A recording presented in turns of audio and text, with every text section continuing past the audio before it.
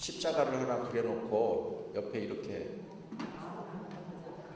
뭐가 되죠? 예, 이제 아무리 좀 무지해도 그 정도는 다 서로가 알잖아요. 나무목이 되는 거죠. 그렇죠? 그 나무목이 두 개 붙어 있으면 뭐가 되죠? 뭐가 되죠? 나무가 여러 개 있게 되니까. 맞아요. 수풀림이 되는 거예요. 그러면 수풀림 밑에, 이 수풀림을 밑에 보일시라고 그래요. 이런 거를 쓰면 뭐가 될까요? 이제 그거 조금 어려워졌죠. 그건 뭐죠? 금할 금자가 돼요. 그러죠? 금지 할 때 이제 그 금자가 되는 거죠. 금할 금자. 그러니까 왜 느닷없이 금할 금자를 얘기하냐면 며칠 전에 제가 그 육남매 집안이라 조카들이 아주 많아요. 그런데 조카 녀석 중에 하나가 이제 나이가 엄청 많아 30몇 살이 돼가지고 노산으로 아기를 낳았대요. 네. 그러니까 졸업하자면 이제 손녀를 하나 낳은 셈인데 이미 제가 손녀가 많아요.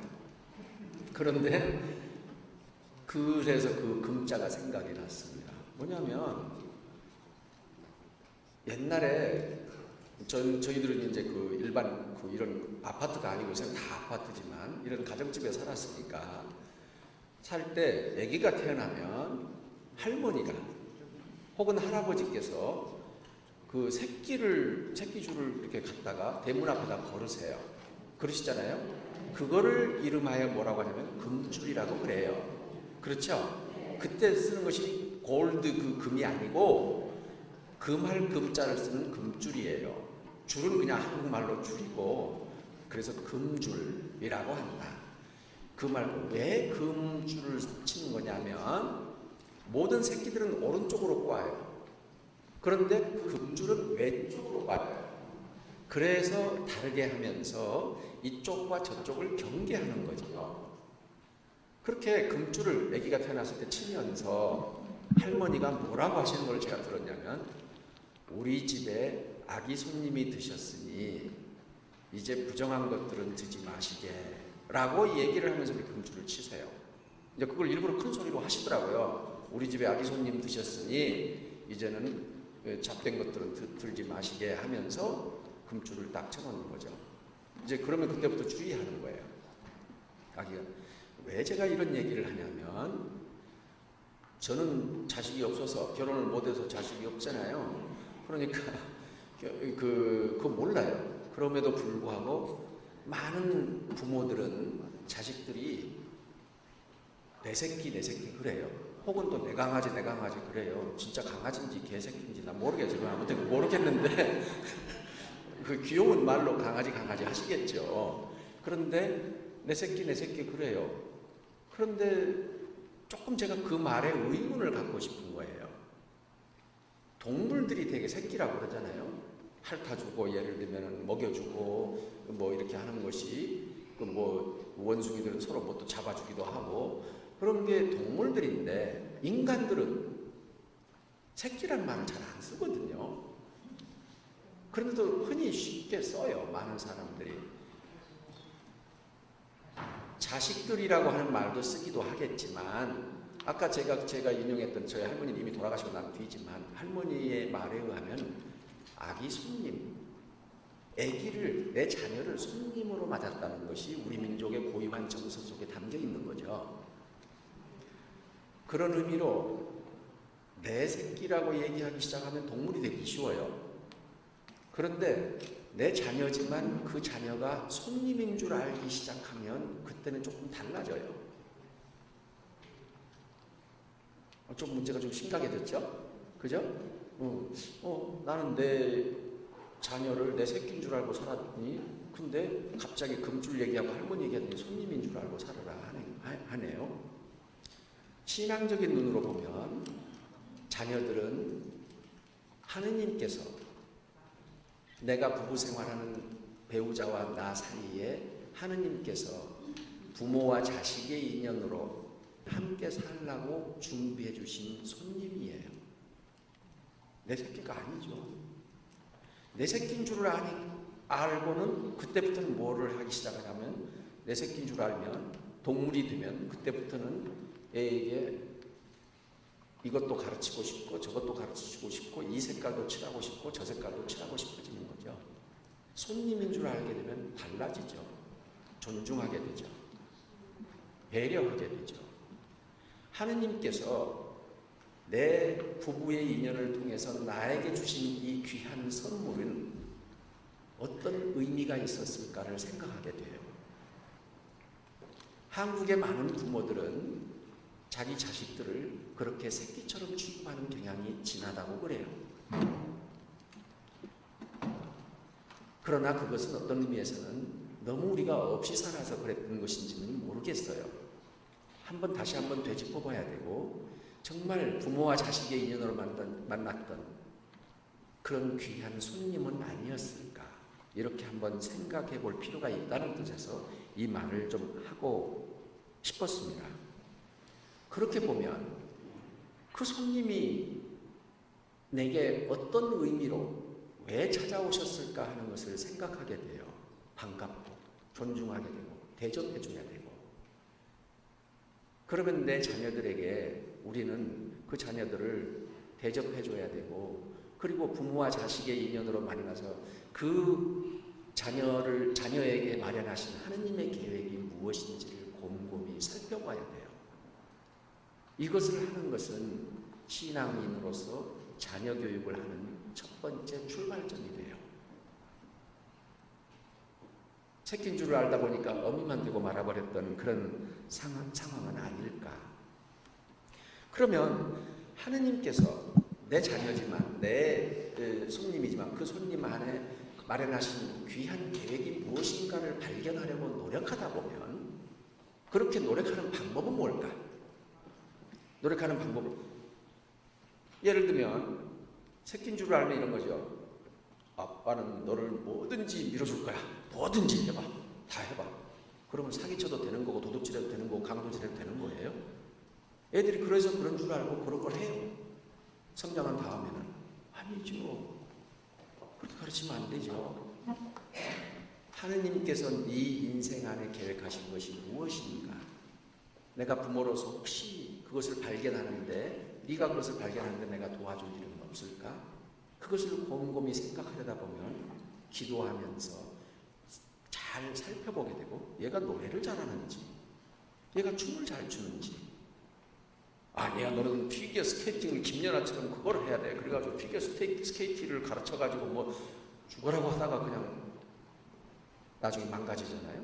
아니야 너는 농구 선수가 돼야 돼. 애는 축구하고 싶은데. 아니죠.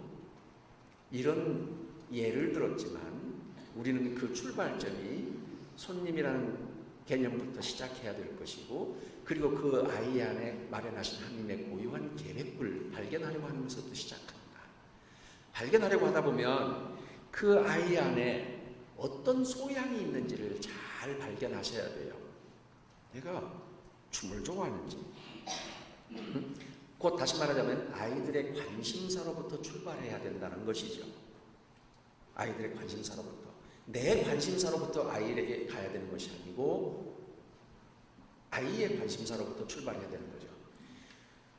미국에서 제가 만났던 여러 그 교육학자들이 있는데, 그런 사람들 중에 데이비드 리키라고 하는 사람이 하나 있었어요. 우리나라에도 왔었어요. 언젠가 한 3년 전에, 4년 전에. 그런 사람인데, 그 사람은 어떤 교육계에서 한 30년, 40년 이상을 살았던 사람이고 실제 유명한 학자이기도 해요. 그런데 그 사람이 바로 그런 교육 과정을 실천해버리고 선생님으로서 오랫동안 살다가 마지막에야 이 사람이 그것을 알게 됐어요. 나는 내가 계획한 대로 아이들을 만들려고 했구나 하는 것을 생각하고, 이런 생각을 바꾸어서 이제는 아이들의 관심사로부터 출발해보고 싶은 그런 생각이 들기 시작했어요. 그래서 그런 학교를 만들고 싶어 했어요, 이 사람이. 그래서 철저하게 아이들의 관심사로부터 출발해요. 그래서 이제 그런 것에 제가 관심이 있어서 그분과 어느 때 내가 만났던 적이 있어요. 만나서 이런 얘기 저런 얘기 물어보는데, 특별히 어려운 애죠. 어려운 애들을 많이 그렇게 만나요. 정상적으로 학교 다니는 애들은 그거 좋다고 그거 다니고 있으니까. 어려운 애들을 만나서 왜 학교를 다니고 싶지 않은지, 얘는 그럼에도 불구하고 얘는 뭐에 관심이 있는지 그것을 발견하려고 굉장히 노력했는데, 이분이 제일 만나서 어려웠던 어려웠던 그 케이스를 하나 저에게 얘기해요. 그 제일 어려웠던 케이스가 뭐냐 내가 물어봤더니 애들의 관심사 축을 하는데 그랬더니 이 사람이 하는 말이 이런 얘기를 해요. 17살 먹었던 여자애인데 그런데 얘가 첫 만남 그래 너는 뭐에 관심 있니? 그러니까 죽고 싶어요 그랬다는 거예요. 죽음이 관심사라는 거예요. 뭘 아무리 물어봐도 난 죽을 그리고 뭐 틈만 나면 가서 유서 쓰고 있고 뭐 어떻게 죽어버리겠다고 그러니까 겁이 난 거죠 이 선생님이 매튜가. 그래서 아니 뭐 그런 거 좀 좋은 거 얘기해보라고 이제 그런데도 불구하고 나는 죽음 외에는 생각이 안 난다는 거죠. 그러니까 이제 겁이 났어요 이 선생님이. 자기 원칙을 아이들의 관심사부터 출발하기로 결정했는데 그래서 이분이 마지막에는 결심을 해요. 그래 아이하고 결정을 했죠. 좋아 네가 그것에 관심이 있다고 하니까 거기서부터 출발하자. 그래가지고 뭘 했냐면은 죽음에 대해서 그럼 오케이 그러면 웹사이트 뒤져가지고 죽는 방법 연구해가지고 이제 그런 거죠. 애가 좀 뜨악했지만 좋다고 자기가 죽음에 대해서 관심이 있다고 했으니까 이제 그걸 또 해요. 와 그러면 시체 안치소에 가서 시체를 한번 만져보자. 이제 그렇게 한 거죠 계속해서. 그리고는 뭐 어디 그 무슨 뭐 사고 현장에 가서 무슨 죽는 모습에 대해서 보게 되고 이제 예를 들면 이제 그런 식으로 애하고 같이 그 작업을 시작했어요. 한참 만에 한 2년 지나간 뒤에 아이가 나중에 문을 열고 얘기를 시작했어요. 그 아이가 7살 먹으면 19살이 됐을 때 언젠가 그 뭐 히스패닉 계열이었는데 멕시코 계열이었는데 자기 온 가족이 그 테러리스트에 의해서 길거리에서 그냥 어떤 그 변을 당해가지고 다 죽게 된 상황을 내가 목격했던 거예요. 그리고 그것이 상처가 있었던 것이고 그 순간 이후부터 나는 죽어야만 되는 존재이라고 생각하기 시작했고 그래서 얘는 정말 죽음에 대해서 관심이 있었던 거죠. 근데 결국에는 그런 그 애들의 관심으로 그 아이의 죽음이라는 그 죽음의 관심으로부터 출발해서 결국에는 애가 훌륭하게 성장하는 계기가 되게 됐던 거죠. 이처럼 어찌 생각하면 금기사항일 정도로 일지라도 아이의 관심사로부터 철저하게 출발해야 된다는 것은 굉장히 중요한 교훈이에요. 어쩌면 우리들의 관심사로부터 애들을 만들어가려고 하는 것은 아닌가 한번 되돌아볼 일이에요. 아이의 관심. 제가 만났던 이정아라는 아이가 하나 있어요. 지금은 24살이 됐어요. 근데 그 아이가 이제 저를 만났을 때 몇 년 전에 만났을 때 그랬어요. 선생님들이 면담을 아무리 하고 애들의 관심사부터 제가 출발하라고 얘기했기 때문에 그 선생님들이 이제 어떻게 할 줄을 몰라요. 왜냐하면 애가 관심 있는 게 도대체 없다는 거예요.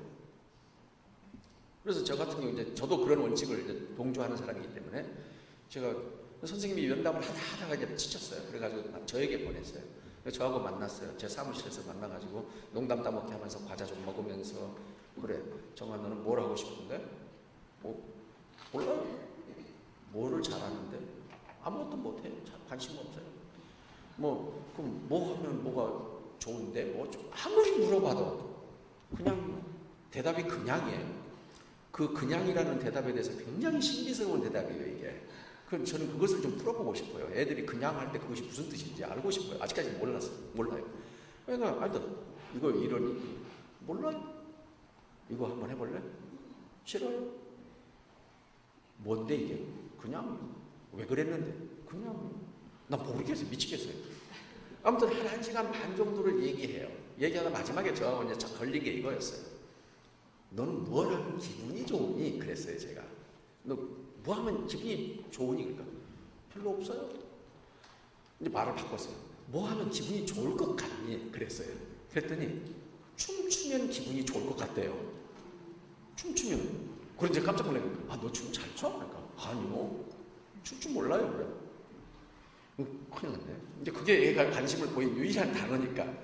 오케이. 좋아. 그러면 정아야. 오케이, 네가 춤에 관심을 가져. 왜냐하면 제가 그때 아이들과 함께 지낼 때 아이들이 이제 일종의 대안학교였는데 학교에 시간표가 없어요. 애들의 관심사로부터 출발해야 되기 때문에 다음 주 시간표를 이번 주에 만들어야 돼요. 그래서 다음 주에 뭐 하고 싶은지, 자기가 뭐에 관심이 있는지 이제 그걸 하는 거거든요. 근데 얘는 관심이 없다고 그래가지고 지금 이제 아무것도 관심이 없으니까 지금 저에게 데리고 온 건데 춤이라는 낱말을 하나 만났어요. 오케이, 좋아요. 그러면 춤에 대해서 좀 생각을 해보자. 기분이 좋을 것 같다며. 좋아요. 그럼 어떻게 해요? 오케이.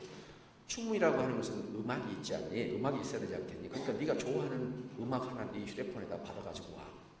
그러면요? 그러면 선생님은 그 우리 춤추는 방이 있거든요. 밑에 마룻바닥 깔리고 플로어가 있고 이제 그 거울 막 달린 방. 거기에 스피커를 준비해 줄게. 스피커를 준비해 주고 그럼 너는 거기서 네 혼자 춤을 추는 거야. 나 춤 출 줄 모르는데. 네 마음대로 춤추면 기분이 좋을 것 같다며. 그러니까 너는 교실이 그게야 다음 주에. 그러니까 거기서 네가 그 음악 틀어놓고 선생님 스피커 준비해 줄 테니까 음악 틀어놓고 그리고 춤을 추든지 말든지 하여튼 춤에 대해서 한번 생각을 해보든지 한번 그렇게 시간을 보내기로 하자. 몇 시부터 몇 시까지 해볼 수 있겠니? 합의를 봤어요. 오케이. 그래가지고 다른 애들은 다 다른 뭐 자기들 관심사를 찾아가지고 했는데 이 아이의 경우에는 이제 그렇게 제가 창문 너머로 몰래 가서 봤어요. 정말 춤을 추는 게 춤을 추지도 않아요. 이렇게 하다가 그냥 또 꼬꾸라져가지고 앉아서 한참 음악 듣다가 또 한번 일어나서 또 뭐 이렇게 하는 척 하다가 좀 뭐 하다가 춤도 아니야. 이건 춤도 아니고 무슨 동작도 아니고 이거 아무것도 아니에요. 그러고 또 다시 꼬꾸라져 앉아가지고 그러고 이제 이게 시간을 보내기 시작해요. 얘가 인내롭게 기다렸죠. 그렇게 해서 애가 한 3개월이 갔어요. 걔는 그 춤만 춘 거예요. 거기서. 근데 춤을 춘 것도 아니죠. 가르친 것도 아니죠. 그냥 자기가 춤 흉내를 내본 거죠. 문제는 그 다음에 발생했어요. 학기 말에 애가 발표회를 해야 돼요. 애들이. 저는 거기까지 생각을 못하고 시작한 거예요. 그래가지고 제가 큰일 났죠. 제가 당황했죠.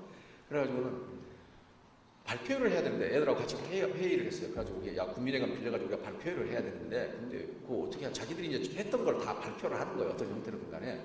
이게 저는 이제 그래서 그 정아를 도와주려고 춤을 못 추니까 춤도 한 적도 없잖아요. 그래서 정아야 너는 얼굴이 예쁘니까 너는 도우미를 하면 어때? 그날 안내 도우미를 하면 난 도와주려고 그랬어요. 싫어요. 저 춤출 거예요. 그러는 거예요. 얘가 갑자기. 다른 애들은 다 뭐 자기가 할 것들이 하는데 얘는 할 것도 없네. 싫어요. 저 춤추고.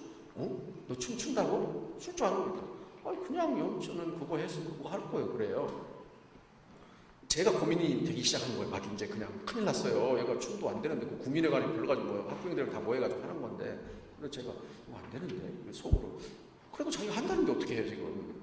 그래서는 마음대로 하세요. 그러고 이제 있었죠. 그 전날 그 국민회관에서 발표하기 전날 엄마한테 전화가 왔어요. 정아 엄마한테 신님 그 정아가요 천주신자 아니에요. 정아가요 그 힐을 사달래요. 힐이 뭐예요? 그 구두 있잖아요. 뾰족 구두. 그걸 사달라고 돈을 달라는 거예요. 그래서 발표회 한다고. 그래서 예 맞아요. 그런 곳이 있기는 있어요. 그러니까 알아서 하세요. 사주셔야 될 것 같은데요. 그랬어요. 그러니까 이제 어떻게 돈을 주셨나 봐요. 발표회 당일이에요. 드디어 아주 짧은 핫팬티를 입고 그리고 16cm짜리 힐을 신고 녹색 힐을 신고 애가 나타났어요. 그래가지고 자기 차례가 되면 그 음악을 틀어주라고 선생님한테 하고 드디어 무대 위에 올라가요. 저는 이제 그 애가 아주 걱정스러웠기 때문에 그 정아 엄마가 바로 옆에 있었어요. 근데 얘가 무대에 올라가는 거예요. 멋있는 춤을 출 줄 알았어요. 근데 얘 출 줄 모르잖아요, 얘가. 근데 지 마음대로 그냥 한 그 음악 끝날 때까지 그냥 개판 5분 전이지만 그런 것을 어떻게 했어요.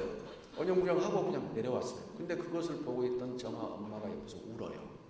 신부님 고맙습니다. 그래요. 아, 그게 무슨 말이에요? 그러니까 미안해요. 내가 춤을 몰라가지고 내가 춤을 가르치지 뭐.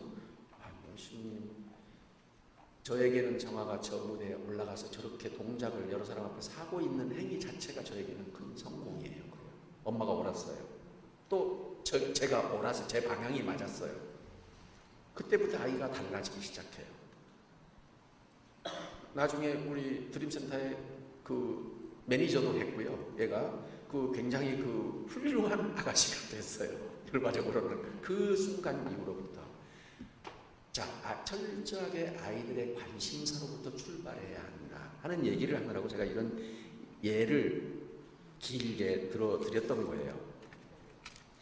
이처럼 철저하게 아이들을 손님으로 맞고 그 아이 안에 계획하신 하느님의 계획을 찾으려 노력했고 그리고 아이들의 관심사로부터 철저하게 출발하려고 했던 유명한 성인 한 분이 계세요.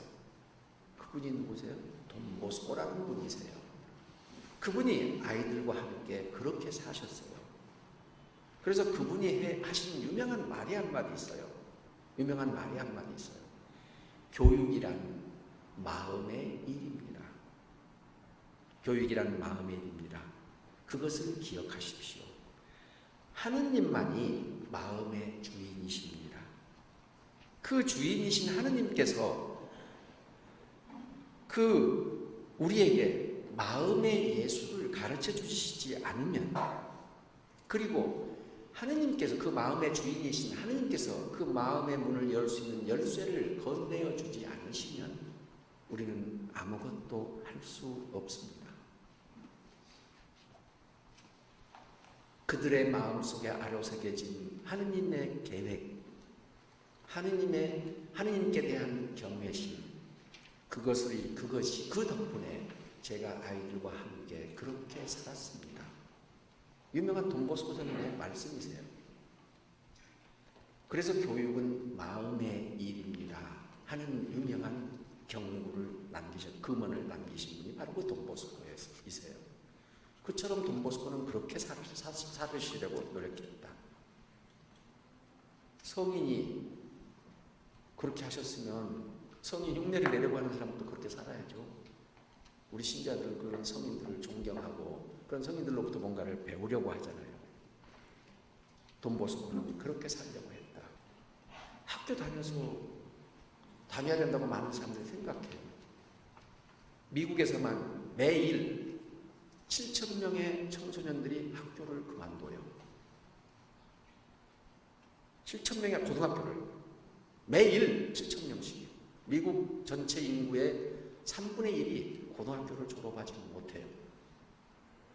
그런데 우리나라는, 미국이 좋다는 거 아니에요.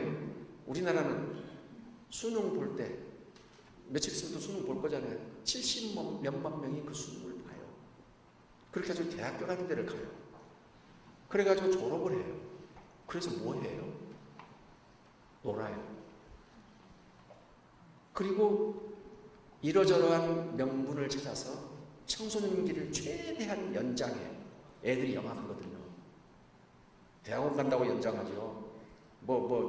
취업 준비한다고 연장하죠. 해서 청소년기를 굉장히 늘려가고 있는 거죠, 애들이. 왜? 살 길이 막막하니까. 근데 이 모든 것이 어쩌면은 부모가 자기 식대로 그 자녀를 만들려고 하다가 생겨난 오류는 아닐까? 혹시 부모가 내 새끼라고 생각해서 내 식대로 그것을 기르려고 했다가 그렇게 된 것은 아닐까? 애들의 관심사로부터 출발하지 않았기 때문에 그런 것은 아닐까? 이런 것들을 한번 곰곰이 되돌아보시라고 제가 이런 그 마음의 일이라는 그런 꼭지를 가지고 돈보스코의 말씀을 전하고 싶었어요. 돈보스코는 그래서 교육의 목표를 두 가지로 정해요.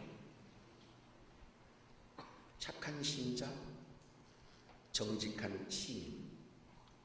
돈보스코는 착한 신자, 정직한 시인. 그것을 영어로는 이렇게 표현해요. earthly citizen 그리고 heavenly citizen. 무슨 말이냐면 지상 시인, 천상 시인 이런 말을 써요. 무슨 말이냐면은 천상 시민은 뭐예요? 인간답게 사는 거죠. 하느님 앞에 선 인간으로서, 하느님의 자녀로서 살아가야 될 인간답게 사는 모습이죠. 지상 시민은 뭐예요? 땅에 발붙이고 사는 사람으로서 지가 벌어서 먹고 사는 그런 것을 정직하게, 그걸 말해요. 그걸 천상시민, 지상시민 그렇게 표현하는 거죠. 우리는 많은 경우에 지상시민만을 가르치는 세상에 살아요. 그러잖아요. 그러다 보니까 천상시민은 어떻게 살아야 되는지를 못 가르치고 말아요. 교육은 이처럼 두 날개의 교육을 해야만 되는 것이죠. 돈보스코는 그래서 그것을 간파했고, 그래서 그 두 마디 말을 썼던 것이죠. 지상시민, 천상시민. 교육은 반드시 이 두 날개로 날아야 한다. 새가 한 날개로 날 수 없는 것처럼 하느님 앞에서 인간으로서 바른 인간으로 살아야 할 것이고, 그리고 이 땅에 사는 사람으로서 정직하게 집 앞을 지가 벌어먹을 수 있도록 살아야 할 것이다. 이것이 돈보스코가 말했던 유명한 두 가지 교육 목표예요. 이래서 이런 목표들이 생겨났고 그것을 이루는 방법론들이 바로 이 교육은 마음의 일입니다 하는 그런, 또 그리고 그렇게 아까 전제했던 그런 전제로부터 이런 얘기들이 시작되었다 하는 것을 오늘 얘기하고 싶었습니다. 모쪼록 저는 자식이 없으니까 편하게 얘기하죠. 자녀를 두신 여러 부모님들이 여기 계실 테니까 그 자녀들 안에 계획하신, 각자의 안에 계획하신 하느님의 고유한 계획이 무엇인지를 발견하는 부모들이 되시기를 기도합니다. 그러지 않으면 그 자식들에게 죄를 짓는 것일 수도 있죠. 고맙습니다.